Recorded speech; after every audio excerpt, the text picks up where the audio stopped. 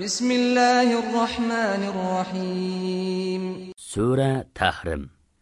Nihoyat shafqatlik va mehribon Allohning ismi bilan boshlayman.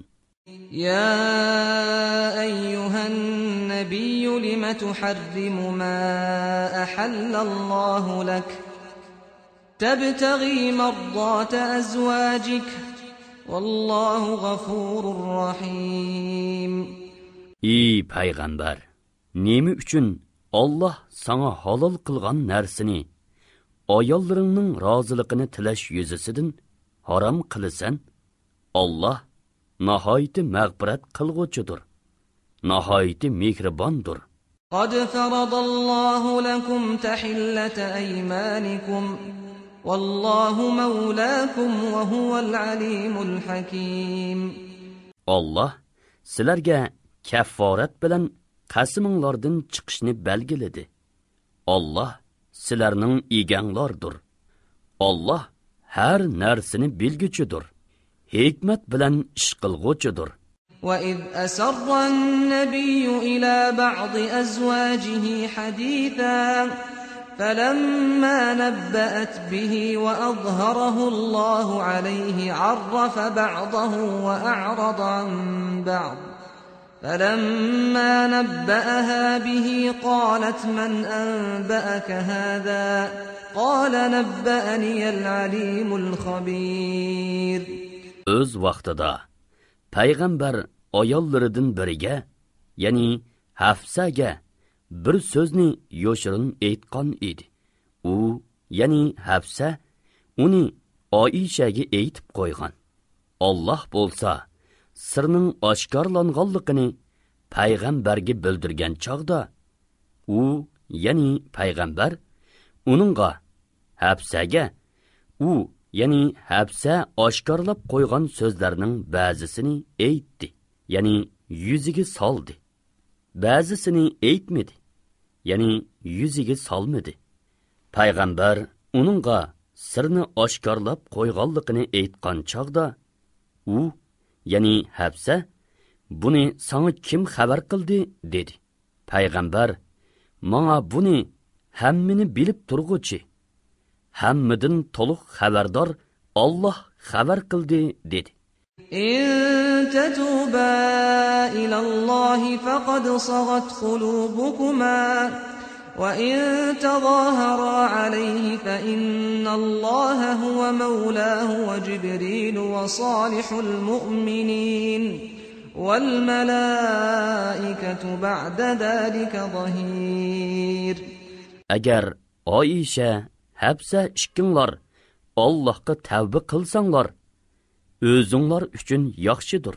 Sizlarning dilinglar Rasulullohga ixlos qilishdan burilib ketdi. Agar sizlar Rasululloh xo'p ko'rmaydigan ish ustida uningga taqobil tursanglar, u chaqda Alloh uning madadkoridir. Jibril uning madadkoridir. Mo'minlarning yaxshilarimi uning madadkoridir. Ulardan boshqa farishtalarmi uningga yo'lanchikdir. Asa robbuhu in tallaqakunna an yubdilahu azwajan khayran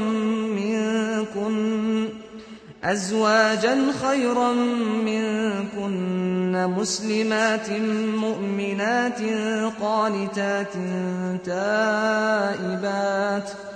تائبات عابدات سائحات طيبات وأبكارا. Agar u sizlarni qo'yivatsa, Parvardigori sizlarning o'rninglarga sizlardan yaxshi, Allohning va payg'ambarning amriga bo'ysung'uchi, Allohga va payg'ambarga iymon etg'uchi, itoat qilg'uchi, gunohlardan tavba qilg'uchi, ibodat qilg'uchi, ro'za tutguchi cho'kallarni va qizlarni uningga berishi mumkin. Ya ayyuhallazina amanu qu anfusakum wa ahlikum naran وقودها الناس والحجارة عليها ملائكة غلاظ شداد لا يعصون الله ما أمرهم ويفعلون ما يؤمرون. Ey müminler! Özüңларны ve balı çaqanlarını insan ve taşlar yıkılğı boluduğan, rahim kılmaydıgan, qattiq qol farishtalar muakkal bo'lgan do'zaxdan saqlanglar. U farishtalar Allohning buyrug'idan chiqmaydi. Nemiga buyurilsa, shuni ijro qiladi.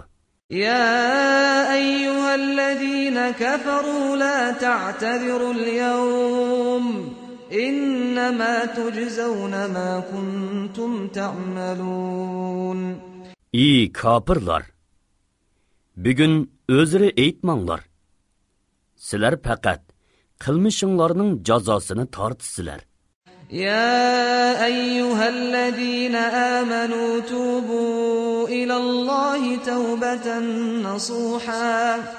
Asa rabbukum an yukaffira ankum sayyiatikum ve yudkhilakum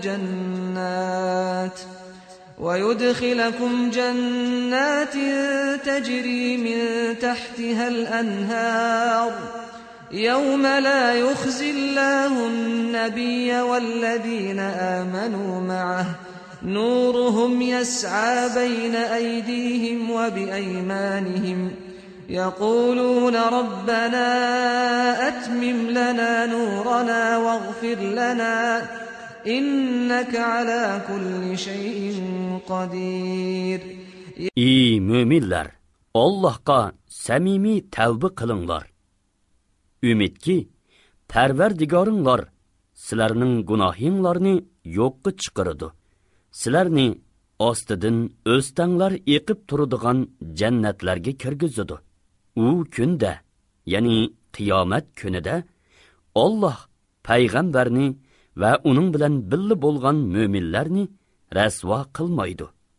Ularning nuri ularning oldida ve o'ng tarafida yuridi. Ular: "Ey Parvardigorimiz, bizga nurimizni mukammallashtirib bergin. Bizga mag'firat qilgin. Sen bo'lsang haqiqatan har narsaga qodirsan" deydi. يا أيها النبي جاهد الكفار والمنافقين واغلظ عليهم ومأواهم جهنم وبئس المصير. Ey payg'ambar, sen kuffarlar bilan va munofiqlar bilan kurash qilgin. Ularga qattiq muomala qilgin. Ularning joyi jahannamdir. Jahannam nima degan yomon joy. ضرب الله مثلا للذين كفروا امرأة نوح وامرأة لوط كانتا تحت عبدين من عبادنا صالحين فخانتاهما فلم يغنيا عنهما من الله شيئا وقيل ادخلا النار مع الداخلين. Allah kuffarlarga ularning müminler bilan tuqqanchiligining foyda bermasligida Nuhning ayolini va Lutning ayolini misol qilib ko'rsatdi. Ular bo'lsa bizning bandalarimizdan ikki yaxshi bandimizning amridi edi. Ularning ikkilisi erlariga iymon etmaslik bilan xiyonat qildi. Ularning erlari, ya'ni Nuh bilan Lut payg'ambar turuqliq ulardan Allohning azobidan hech narsani dab'i qilolmadi. U ikkisiga do'zaxga kirguchilar bilan birga kiringlar deyildi. وضرب الله مثلا للذين آمنوا امرأة فرعون إذ قالت رب ابن لي عندك بيتا في الجنة ونجني من فرعون وعمله ونجني من القوم الظالمين. Allah iymon etqanlarga Fir'avnning ayolini misol qilib ko'rsatdi. O'z vaqtida u ey Parvardigorim, dargohingda manga jannatdan bir uy bino qilgin. Meni Fir'avndan va uning yomon amalidan qutuldirgin. Meni zolim qavmdan qutuldirgin dedi. ومريم ابنة عمران التي أحصنت فرجها فنفخنا فيه من روحنا وصدقت بكلمات ربها وكتبه وكانت من القانتين. Hamda İmronning qizi Maryamni misol qilib ko'rsatdi. U nomusini saqladi. Uningga bizning tarafimizdan bo'lgan ruhni puvlidik. Dam uning ichiga kirib, Isoga homilador bo'ldi. U Parvardigorining so'zlarini va nozil qilgan kitoblarini tasdiq qildi va Allohga itoat qilguvchilardan bo'ldi.